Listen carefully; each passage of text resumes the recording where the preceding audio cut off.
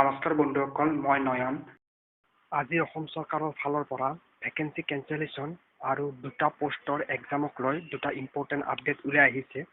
তেন্তে চাই লওঁ আহকচোন আপডেট দুটানো কি। ফাৰ্ষ্ট আপডেটটো হৈছে 17 নৱেম্বৰ 2021 চনত গুৱাহাটী হাইকোৰ্ট লিগেল ছাৰ্ভিচ কমিটিত ওলোৱা এটা জুনিয়ৰ একাউণ্ট এছিষ্টেণ্টৰ ভেকেণ্ট পোষ্টৰ ৰিটেন এক্সামখিনি 9 এপ্ৰিল 2021 চনত অনুষ্ঠিত হ'ব ৰাতিপুৱা 10 বজাৰ পৰা 12টা বজালৈকে।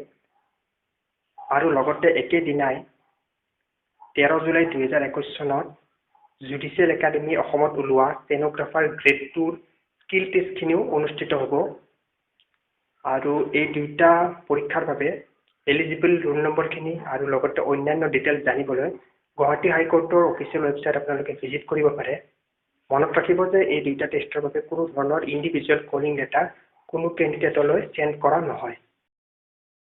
ছেকেণ্ড আপডেটটো হৈছে ভেকেন্সি কেঞ্চেলেশ্যনক লৈ 27 আগষ্ট 2020 আৰু 10 ফেব্ৰুৱাৰী 2021 চনত panchayat and rural development department Assam অৰ্থাৎ PNRDত ওলোৱা 1004টা গ্ৰেড 3 পোষ্ট, য'ৰ ভিতৰত এছিষ্টেণ্ট ব্লক ডেভেলপমেণ্ট অফিচাৰ আৰু টেক্স কালেক্টৰ আদিকে ধৰি কেইবাটাও ভেকেন্সি আছিল। সেই গোটেইখিনি ভেকেন্সি কেঞ্চেল কৰা হৈছে।